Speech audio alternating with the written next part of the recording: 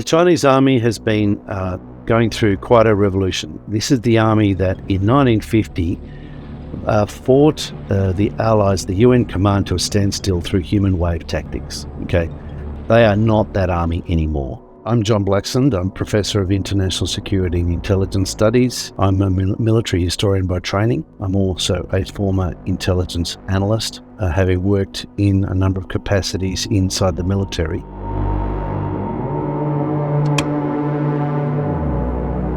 They have downsized, they've significantly remodeled in terms of regions, in terms of integration with the other services, with the upscaling of technology, the incorporation of much more advanced weapon systems. This is not a land power that just operates as a land power. This is a land power that now operates and sees itself operating as part of a joint force. It's a lot smaller than it used to be, but that's because they don't see the need for it to be that kind of old-fashioned arm. This is a much more professional, much more military, technologically advanced army. This is an army designed to fight and win, not to be used as cannon fodder.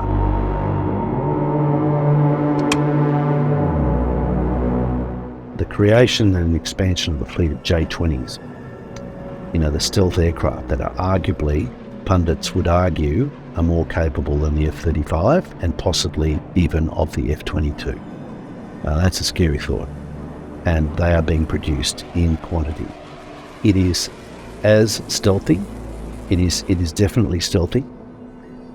It is more maneuverable. It can fly higher. It can fly faster.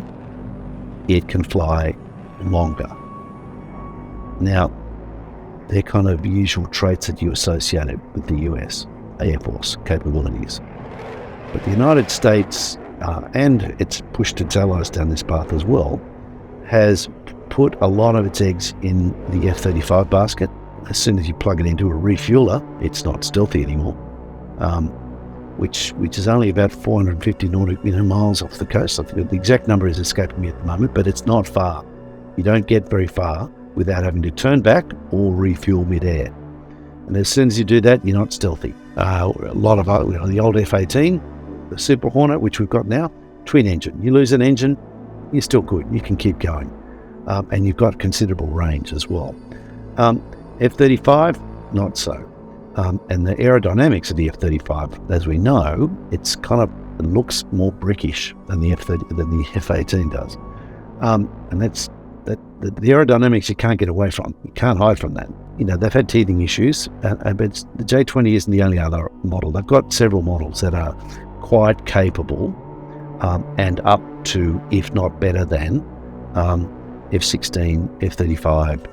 So that's the Air Force fighters. That's let alone the growing bomber fleet, which is learning and watching closely what's happening inside Russia in its operations against Ukraine, while also studying very, very closely what's happening with the B-21 developments in the United States. Quantity has a quality all of its own, and they have a lot. They have a lot of, obsolescent and obsolete equipment, but they've got so much of it, and they've got the ability to throw a lot at a problem. If you've got an F-22 or an F-35, and you've got information dominance, but you've run out of weapons, you've run out of ammunition and missiles on your aircraft, and they're still up there, and you haven't got them all. As I say, the numbers are very, very unsettling. So I am wary of the approach of some, kind of a triumphalist view that, a bit like we did back with the Japanese in 1941, thinking, okay, despite the fact they've been fighting in China for the last 7 years, we're all over there. We're so much better than them. They can't possibly beat us, right? Well, I just don't buy that anymore. I don't think that that's a wise approach. And I think that the Chinese are, on this front, biding and to a certain degree hiding as well.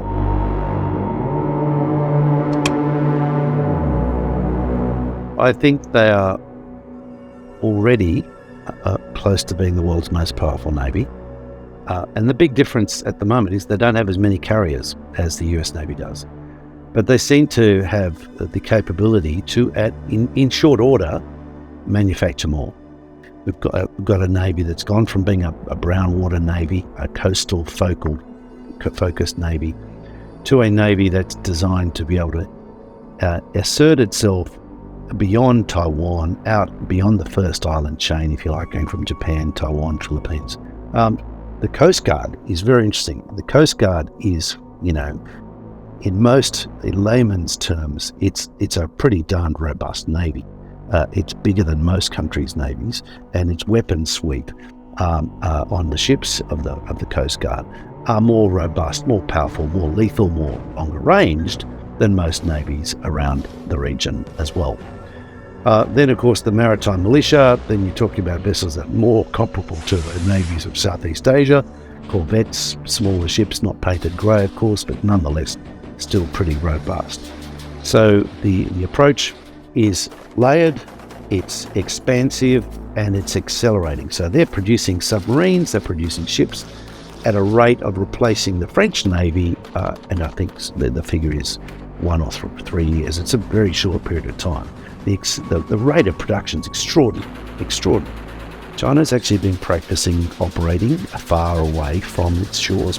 The base in Djibouti speaks to China's desire to remain engaged on long-term operations, long-distance operations, but also to hone the force, professionalize the force, and rotate through crew and commanders and ship's captains who are experienced at conducting operations far from home.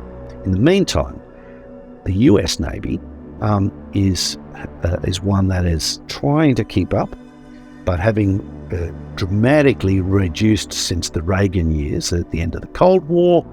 They have got themselves in a position where they're trying to maintain the kind of operational tempo they used to maintain, and in doing so they're burning themselves out. So the ships are old and worn, they're not being replaced at sufficient rate quality, and the crews are not, they're not getting the training, they're not getting the respite, they're not getting the opportunity to diversify and think outside of the box of crisis response. While the US Navy has more aircraft carriers and more nuclear submarines than the Chinese, they have global responsibilities. They're not all going to be facing off against China's 3 aircraft carriers off the coast of Taiwan.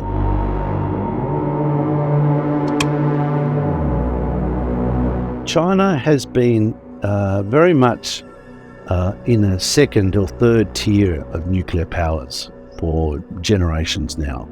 While they've had the bomb for more than half a century, no one's seriously taken China as a threat in terms of prospects of a first nuclear strike from China, simply because they just don't have the ability to back it up, or at least they haven't until very recently.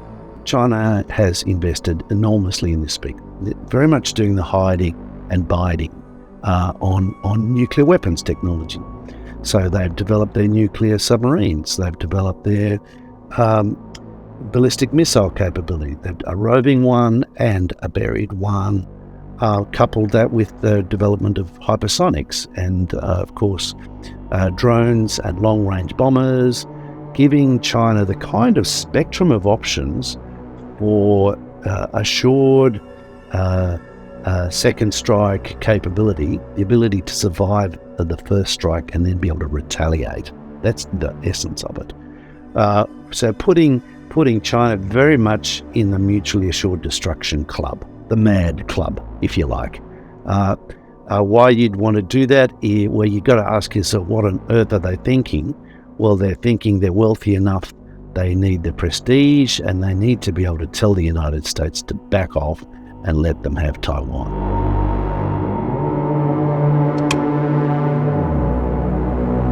Why is China so interested in Antarctica and the Arctic? It's not just scientific exploration. It's got a lot to do with the satellite networks that operate transpolar, that enable them to exercise persistent surveillance, monitoring, and potentially communicating and potentially interdicting in space. The situation in Ukraine is demonstrating that dominance of the space domain is actually proving to be very, very significant. And it's enabling a little country like Ukraine to duck and weave and outlast and outplay a much bigger force. And that's manifested not just in Starlink, but in a range of GPS-related capabilities that allow for precision, for persistence, and range and distance. China knows all this. We are in a race for space, the likes of which we have not seen since the 1960s. And in fact, the parallels with the race between the Soviet Union and the United States are uncanny. What we're seeing with Artemis and with the United States pushing towards, a lunar station, a permanent presence on the moon, echoes this sense. The moon is the ultimate satellite. It's the high ground, if you like. And militarily, you talk about the high ground, you talk about the key ground.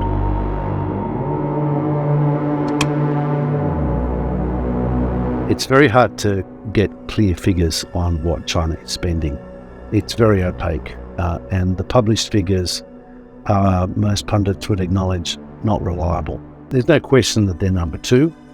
In my estimation, they are closer to number one than most people realise, because of the fact that much of their funding is actually hidden, and in terms of purchasing power parity, they get a lot more bang for their buck than the US does. That's what's setting off alarm bells, and has now for a number of years in the intelligence community, and that's kind of now spilled out into the public domain, this sense of alarm at the scale and the pace of investment in military capabilities in China that is eclipsing America in terms of the pace of production and the quantity of production. And they masterfully have played, arguably a game of Go with the United States and the West, convincing them that there's nothing to see here and that it's all going to be fine, and that it's a win-win proposition, only to find ourselves in 2022 with the real prospect of a war over Taiwan, demonstrated after Nancy Pelosi's visit to Taipei not that long ago, with the firing of missiles, the cordoning of Taiwan, and the flexing of military muscle, and the demonstration of capabilities that China simply didn't have only a few years ago.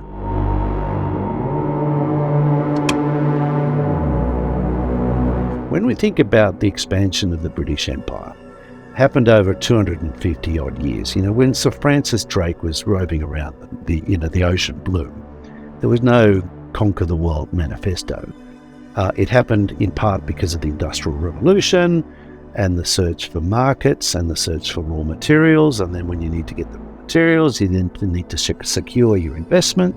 And all of a sudden, before you know it, over 200 years or so, you've got yourself an empire, Now, that's the old school way of doing things. I think what we're facing now is a kind of hyper speed version of that with China's incredible economic expansion in the last few decades. That has been matched by the Belt and Road Initiative, which is all peace, love and understanding. We're all singing Kumbaya and holding hands. No one can really complain about the BRI unless you're in Hambantota or someone like that, but let's not go into that too much detail. They say what's to see here, what's to see in various places in Africa where Chinese investments are clearly they're a double-edged sword. The converse of this is that now China is finding itself with obligations that are actually not necessarily all that much to it. Like the very, very big difference now, of course, in the situation of China is that it's not an island. It's not like Japan was or the UK was at both ends of the Eurasian landmass, if I can use that Mackinderite kind of concept. China's stuck with 14 land neighbours, and it has never been all that comfortable with most of them, and has been at war with almost all of them at some juncture along the way. We have a situation today where China has been sort of stretching its legs and playing in the South Pacific. It's certainly established the manufactured islands in the South China Sea, which was, despite Xi's assurances to Obama, nothing to see here, folks. This is about tourism. This is about helping in the South China Sea. And of course, what it really is about it's about asserting China's claims, negating the UN Convention on the Law of the Sea, and asserting China's ability to arguably protect itself against the key vulnerability, the Malacca Strait. The Malacca Strait is this, the jugular vein, if you like, for China.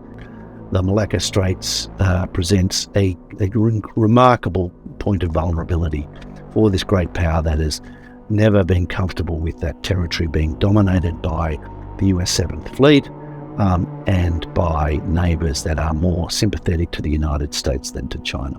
Of course, that's now shifting.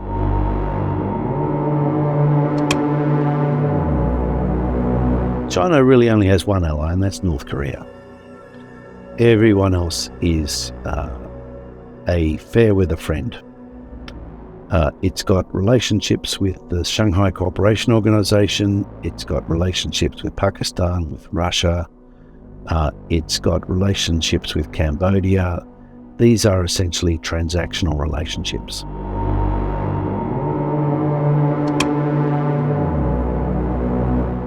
We've known for the better part of 2 decades that China has a robust, intrusive, and to a certain extent deniable offensive cyber capability.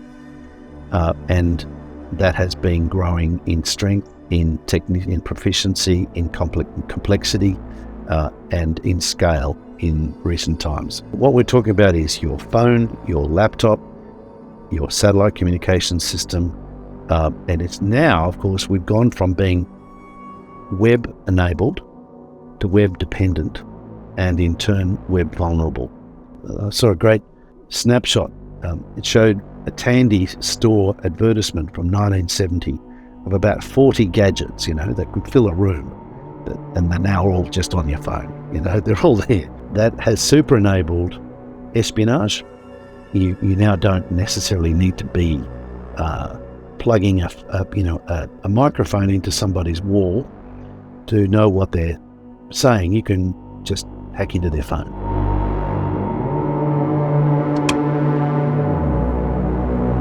We have in the US Armed Forces, an instrument of state that is a trillion or multi-trillion-dollar hammer looking for a nail, and it is very Clausewitzian in its approach. I don't see that in China. I see an approach to use of force that is much more informed by Sun Tzu than Clausewitz, in which the acme of skill is to defeat your adversary without fighting, to understand your enemy and to know yourself, making yourself so powerful and so imposing and yet also persuasive that the potential adversary, the target for Chinese action, thinks twice and says, look, have it anyway. This is what they've been wanting over Taiwan. This is what they've done with the South China Sea. Basically persuaded most of Southeast Asia to not fight anymore.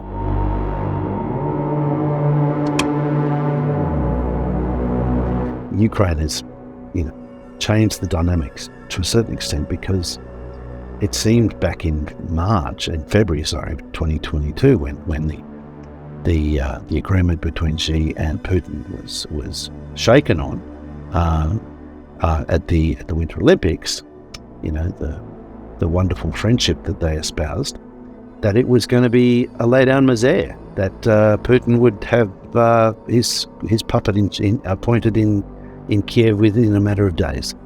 Of course, here we are almost a year later, demonstrating to President Xi that you can careful what you wish for, and careful about what you think you can get away with, because in war, no plan survives the first contact.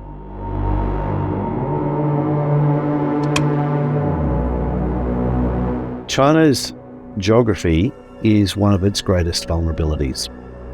It stands in stark contrast to the United States, which is bounded by the Atlantic and Pacific Oceans, a benign Canada to the north, and a compliant and economically partnered country to the south.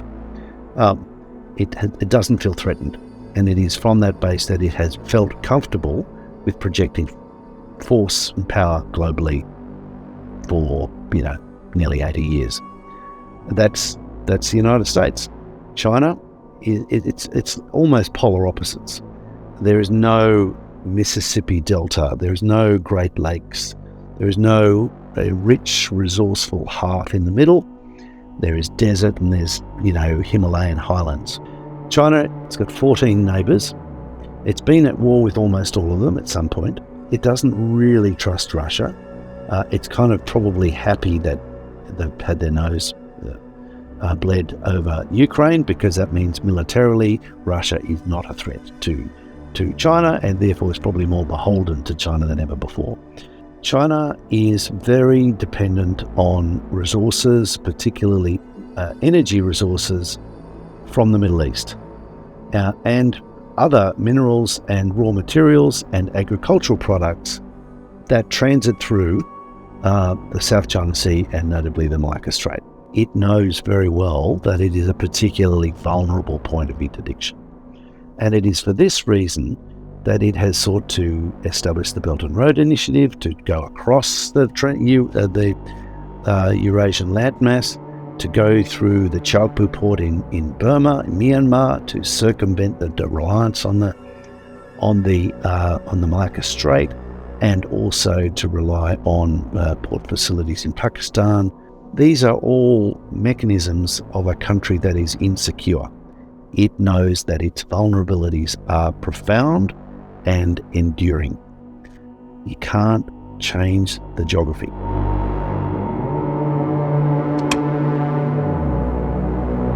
When I think about the war games that were undertaken after Nancy Pelosi's visit around Taiwan, demonstrating the Chinese Navy and the joint force capabilities of the PLA to basically put a stranglehold on Taiwan, I think one aspect which they refrained from demonstrating, and which I think is actually crucial to any plan for Taiwan, is what they would do to US forces in Korea, in Japan, in Guam, in Hawaii, and potentially in Australia. To my mind, there are echoes of the sentiment of December 1941.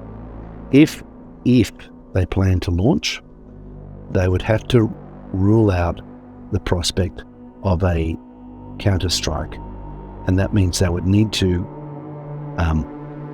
cripple in some way, shape or form US forces poised in all of those locations. So if you're talking about that kind of scale of conflict, you're really talking about a world war. And China doesn't like that. China doesn't want that. China wants to bluff its way into getting what it wants. And look, it's actually worked pretty well so far in Southeast Asia. Dang, how many countries in Southeast Asia are prepared to challenge China over its manufactured islands, or over its rejection of the UN Convention on the Law of the Sea and its so-called 9-line?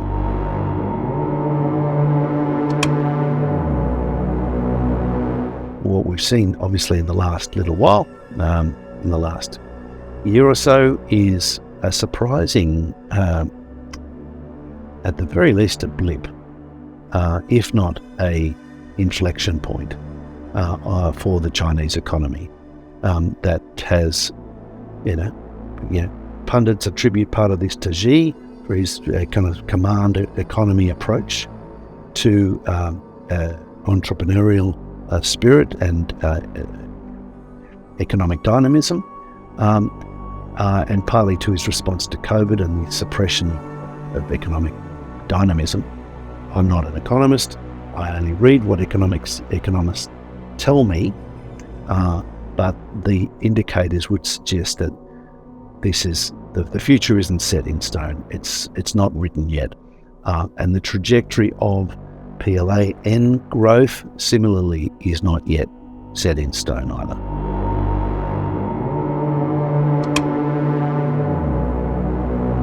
So jointery is where you have the services, the separate services, the Army, Navy, Air Force, the Strategic Force, the Space Force, and the cyber force collaborating and working in a coordinated and integrated manner for a common purpose.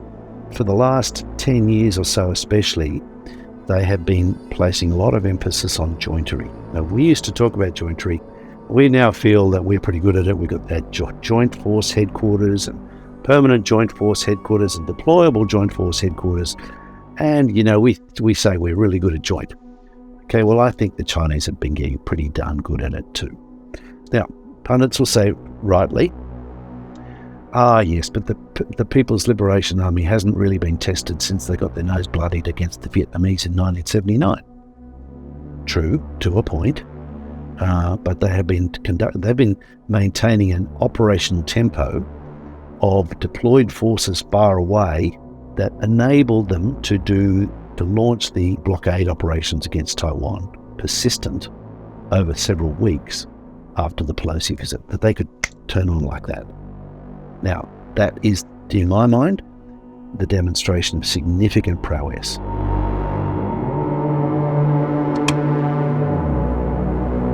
So there's no question that China remains an incredibly powerful country, in part because of its demography. 1.3 billion people, that is huge. It's a huge market in and of itself. It's got huge production capacity, but it's a bit, in my view, a bit like Japan in the 1980s. It was at the height of its economic prowess. It was growing at a pace that was scaring the United States, and yet its demographics were probably on the cusp of coming off the boil, and they're now well and truly off the boil. And it appears that China is, falling into partly the middle income trap, but also the demographic black hole that's a result of the One China policy that has then entrenched the sense of, well, who really wants to have more than one kid, let alone one kid? It's not constrained to China. Many other countries have this problem. The UK has it, Australia has it, and our way of compensating or mitigating the risks associated is by immigration. Now, that generates its own challenges with multiculturalism, which are, I believe, manageable, but nonetheless require active management. But in China's case, they impose a monoculture on a monoculture on the Uyghurs, on the Tibetans, on the Cantonese, on the various other ethnic or linguistic groupings inside China, of which there are many, by the way, as many as in Europe. But these are the challenges that China faces today. It's on a demographic decline. It's facing the middle income trap, it would appear, and it's facing a totalitarian future that does not make it an attractive, soft power. No one's drawn to China by its wonderful politics or open society. Far from it.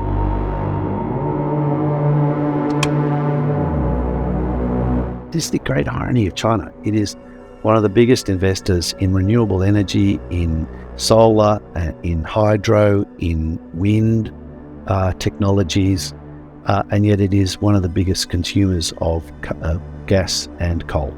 It continues to mine its own coal mines. It has a lot of them.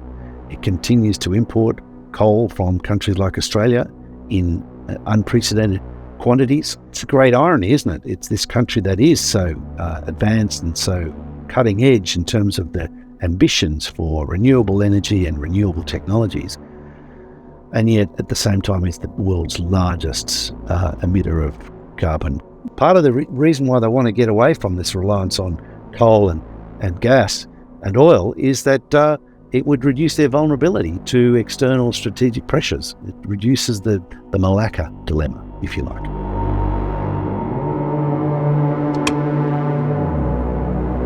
People used to praise Benito Mussolini for the way he made the trains run on time. People loved him. They thought he was great. He was dictatorial. This is the risk with authoritarian states. There is a truism which I firmly believe, which is that power corrupts, power tends to corrupt, and absolute power tends to corrupt, absolutely. And when you're talking about the human condition, if you give too much power to anyone for too long, it will be misused. This is one of the reasons why Winston Churchill was right to say that parliamentary democracy is the worst form of government, apart from all the others. Right? There's a certain truism. And yes, it's rambunctious. Yes, it's messy. But I would rather that and have this chance to kick the bastards out of office than have someone who seems really good for a while, but then when I find I don't agree with him, I get locked up if I dare to challenge. By and large, democracies don't go to war against each other because of the checks and balances of liberal constitutional democracies, where there are checks and balances, where there are separations of power. I don't see that happening in China. I don't see it happening in Russia. And of course, what happens when that unravels, it can end in tears for a lot of people.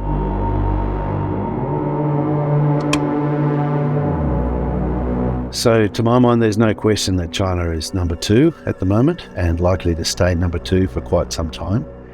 It has some choices to make, though, about how it wants to present itself and how it wants to manage its own expectations. It's very interesting to see Xi back off the wolf warrior diplomacy. It's clearly backfired. It's generated enormous unrest and unease in Europe, in Australia, in the Americas, and in Japan and elsewhere. So perhaps what the future might hold is a more modest expectation of what can be achieved. I think we will see continued pressure over Taiwan. President Xi's made that explicit as a goal. Question is now, is there space for Xi Jinping and a Joe Biden or their successors to find a way to actually coexist without this seriously turning into a Cold War?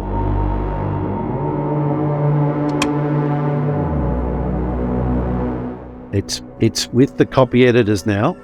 I'm very excited. It's called Revealing Secrets: An Unofficial History of Australian Signals Intelligence and the Advent of Cyber.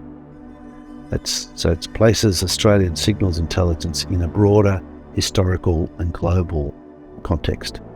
But it also takes a bit of a deep dive in parts of how Australia's signals and cyber world emerged. There was a certain amount of hubris and complacency after the first Gulf War in 1990-91. We're at such a technological level of advancement over all our rivals that we don't really need to pay a great deal of attention on investing further on this. And of course, at the same time, what their rivals were seeing was, we need to catch up. So actually the Russians, the Chinese and others did begin investing severely then in their own aircraft and other military forces. They may not have necessarily caught up as a peer-for-peer competitor, but again, in terms of scale, quantity, the picture is more difficult now for the US going forward than it was even 10, 15 years ago. My name's Rob Singh. I'm Professor of Politics at Birkbeck, University of London. I work on, in particular, the politics of US foreign policy as well as domestic American politics.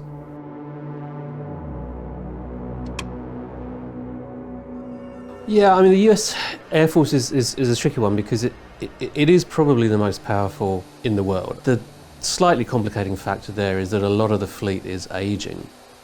And so what you're tending to find is that they date really from the Reagan era defense build-up in the 1980s. A lot of them now are actually having to basically be repaired using other aircraft's parts to keep them flying. So for the Pentagon in particular, there's a consistent push to try to spend more on new hardware, but it's in competition with the Army and the Air and the Navy and the Marines. Members of Congress are increasingly sceptical about these kind of claims. So over the longer term, it's not clear how long the States can keep its advantage going.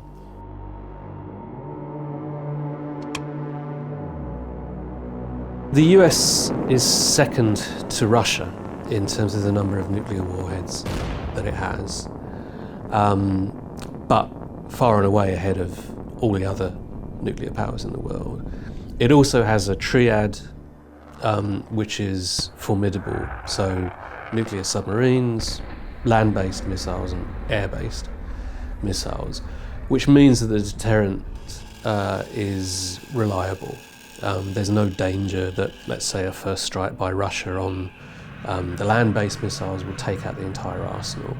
So at one level, in terms of the legacy of the Cold War, the US deterrent has been pretty effective in relation to first the Soviet Union, now to Russia and China.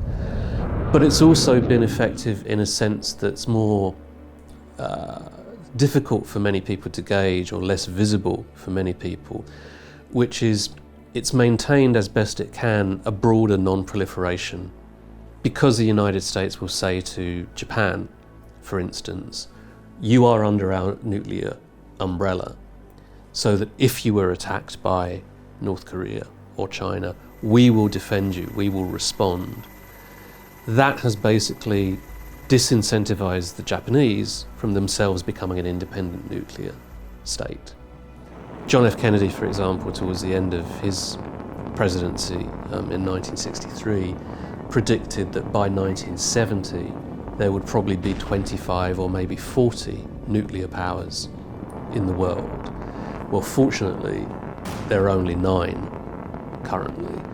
And a large amount of the credit for that, I think, does have to go to Washington for simply saying, look, there's no need for you to do this because we will protect you.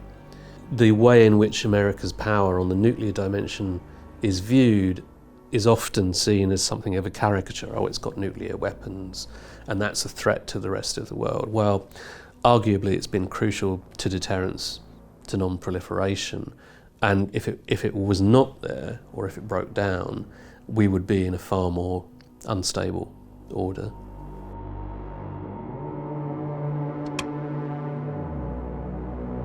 The US Navy has just over around about 300 ships. Largest aircraft carrier fleet, I think, is 11 now.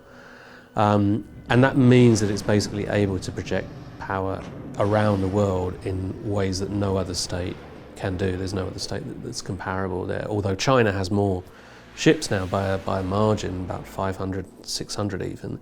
The quality of the US Navy is singular.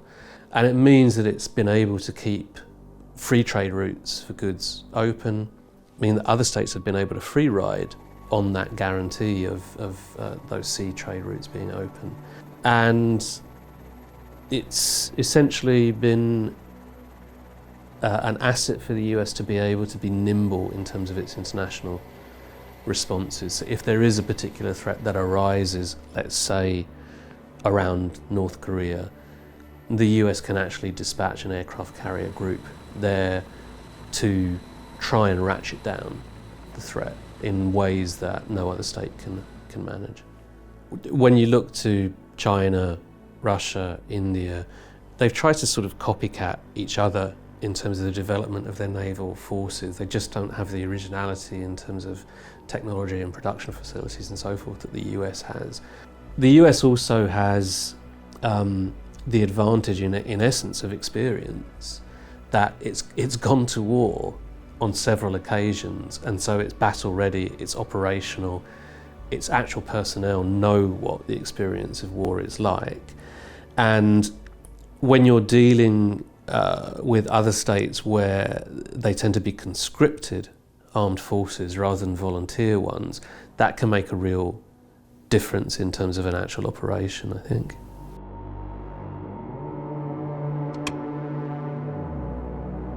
There's a question mark over the army in the sense that, one, its numbers are going down. So this year, for instance, it's not been able to hit its recruitment targets, and there are all kinds of questions as to why that is. Some explanations are basically just saying that younger Americans either aren't interested in joining, they're too obese. Some are being turned off by what is being characterized as woke tenets now featuring in the Army's own instruction manuals and so forth. It's still a very powerful force, but as we saw over the Afghan and the Iraqi campaigns, a lot of its power stems on what it's being asked to do. So it's very good at destroying things. It's just not really made for stabilization or for nation or state building. I think you can make an argument that says the US Army is still, in terms of the kinds of caliber of people that it recruits and its flexibility, it's pretty nimble and it's pretty effective in those terms, but it doesn't have the numbers for serious nation building on the ground.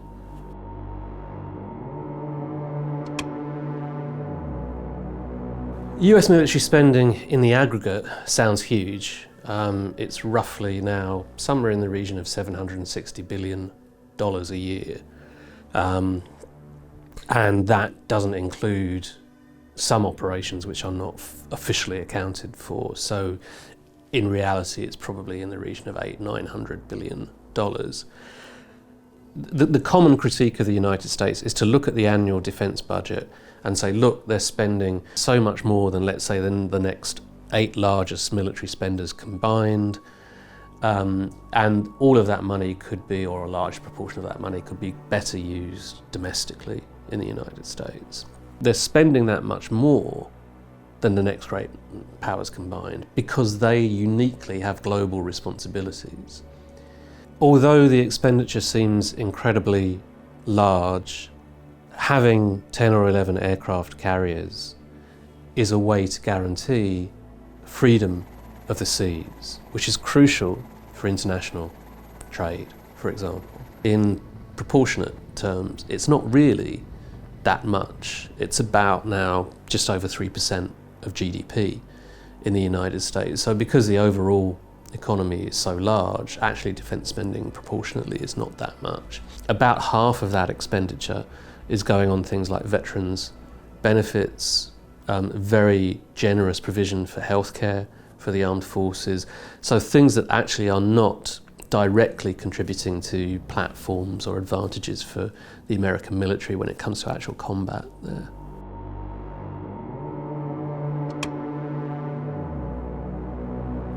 I think on balance, the US has the advantage when it comes to innovation militarily. The problem that it's had over recent years is that China has been, in particular, has been very good at espionage. And so when the US develops a new weapon system, for example, the Chinese quickly get hold of the design and imitate it. Nonetheless, it's still the case, I think, broadly speaking, that the US defense sector, universities, think tanks, and so forth, together are at a qualitatively different level of expertise than any other in the world, and that continues to be the case. So for the short to medium term, I think you can expect that status quo will endure, but a lot of that does depend on issues such as investment, for example. The US during the Cold War was more than happy to pour millions and millions of dollars into investment here, not so keen any longer. And also, if you look at the defense industrial base in the United States, for instance, a lot of the military weaponry that it's been supplying to Ukraine is not getting quickly replaced in the US because its industrial base has decayed since the 2000s. So it would need to revive that quite considerably to be, confident of maintaining a qualitative military edge over its competitors.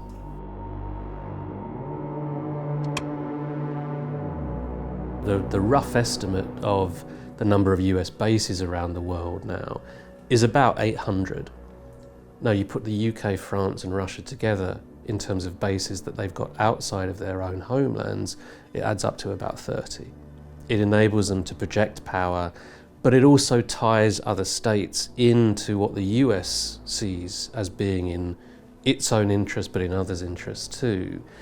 But it also gives the US a certain flexibility. So, for instance, the US left Afghanistan in August of 2021 and left it in a, abominable fashion. Nonetheless, you saw this summer that they're still able to operate drones from bases in the Gulf that can go and assassinate terror leaders when they identify them in Afghanistan. So the global footprint that those bases give and the power that it enables the US to exercise is huge.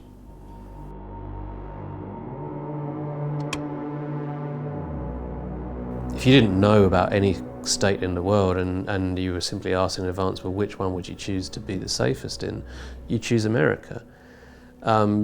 So traditionally it's been extremely difficult to attack. You've got to project naval power to even get close. Now with cyber attacks, the US is more vulnerable than it used to be.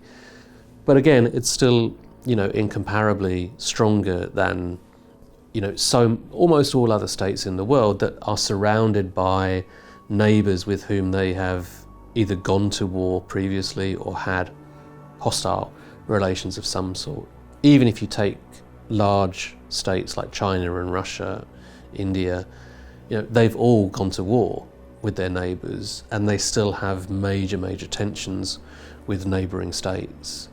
And the US is just not in that position.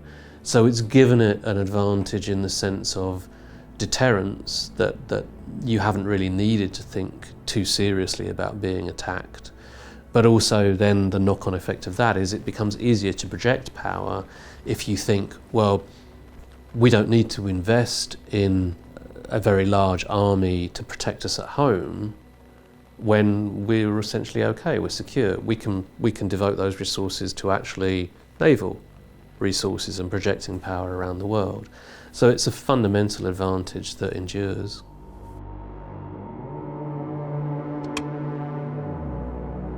In the US itself, there's become increasing question about its foreign policy because the benefits of what the US has been doing are not as obvious as the failings in foreign policy. The logic of America's strategy has been to say that we don't want, on any of the key regions of the world, which for Washington is basically Europe, Asia, and the Middle East, we don't want a situation arising, which had happened previously, where one major regional power could threaten to dominate that region. By developing alliances and partnerships in those regions, we are able to make sure that we play a balancing and a pacifying role.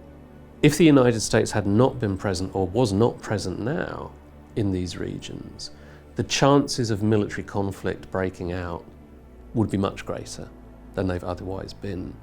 So what it's been able to do is essentially been to raise the costs for any particularly ambitious or aggressive states of them actually going to war with any of their neighbours. I don't think it's a coincidence that we have not seen major great power war since 1945, when we saw it so often and to such dramatic cost. And it's difficult, in my view, to get away from the explanation being the overall dominance of the United States in the international system and its alliances.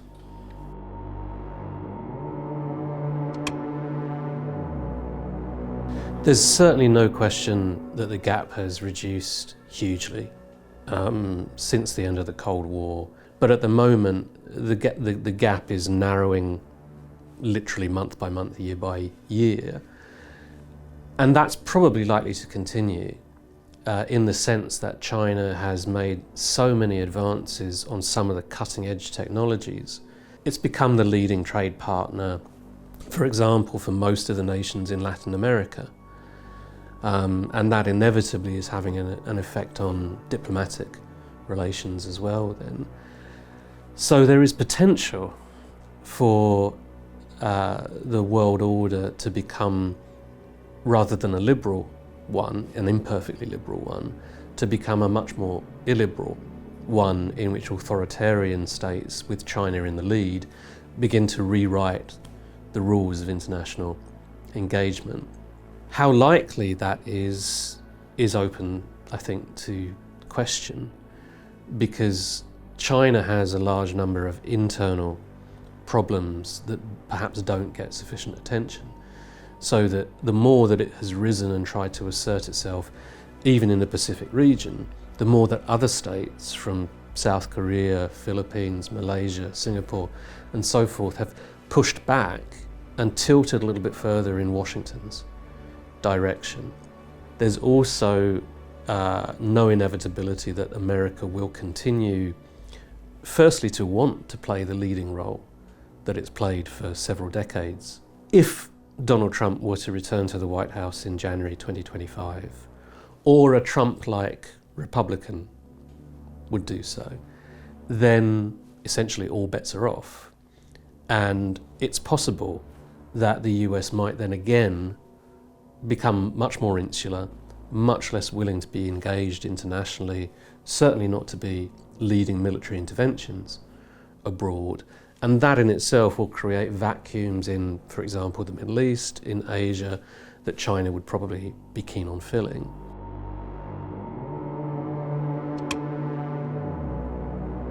I think that when most people think about the states and power, it tends to be in very narrowly military-based terms, and that the US has for decades now had a unique ability to project military power around the globe, unlike any other state. That to me is really only a partial part of the explanation for the staying power of the US as the premier power in the world.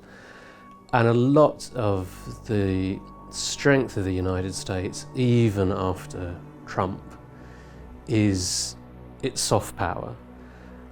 In essence, soft power is really the ability to get others to want what you want. And the US, since 1945, if not earlier, has been extraordinarily successful in achieving that. The US has been, for all of its flaws, a country to be worthy of admiration and emulation, and in many ways. And in that sense, I think its attractiveness has been a very underrated source of its overall power. Soft power is not something really that governments can easily utilize. It tends to be much broader and more diffuse about, do you like the way that this society looks? So the classic example here is during the Cold War, that states in Europe, Asia, Africa and elsewhere, that the Soviet Union and the United States were vying to attract to their side of the conflict. When it came to soft power, the Soviet Union really didn't have anything. Whereas Europeans and others, when they looked to America, they loved its movies, its clothing, its fashion, its music, all of these elements that they found attractive about the States. That wasn't something that could easily be manipulated by governments, but it did help them.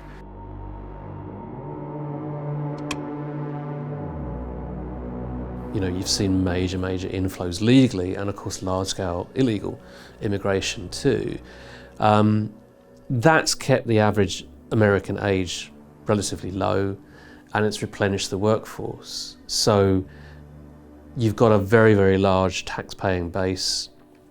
You've got a relatively young population, in contrast to most of the rest of the world now, where the demographics are tilting much more heavily towards elderly populations with a relatively small base of younger workers having to take on a bigger tax burden to pay for the welfare benefits. I think there's also a difference in terms of identity. Now, this is a fraught subject now, because there are a lot of skeptics about the traditional view. But the traditional view has been that America has been attractive and has been able to renew itself because anybody around the world can become American, regardless of nationality, creed, race, ethnicity, religion, and so forth. And that has been a beacon attracting people to the United States. however much it's a myth or however much the myth is not fully validated by reality, it's a very powerful myth.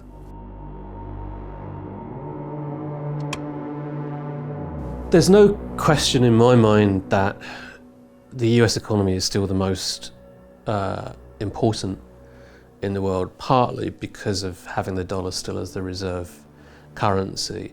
And for all of the weaknesses that occur in the US, that's still, a key element in sustaining its global power. It can print money, it can rely on other nations to buy up its debt, and no other entity, whether it's been China or the EU with the euro, they've had years and years where they've predicted that they will eclipse the dollar, and it's never happened. People always go to where they think the safest currency is. Also, I think over recent years, you've seen elements in terms of the fracking revolution which have fundamentally altered the context. So you go from the US being a net importer of oil to now being the largest oil and gas producer and exporter in the world. So all of the kind of traditional strengths that the US had in terms of what writers have termed a free security, very difficult to attack, bounded geographically by two large oceans, largely friendly neighbours, basically secure and having huge domestic resources.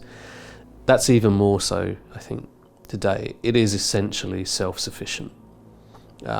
Were you to cut, were global trade simply to collapse tomorrow, everyone would be worse off, but the states would be in the most advantageous position.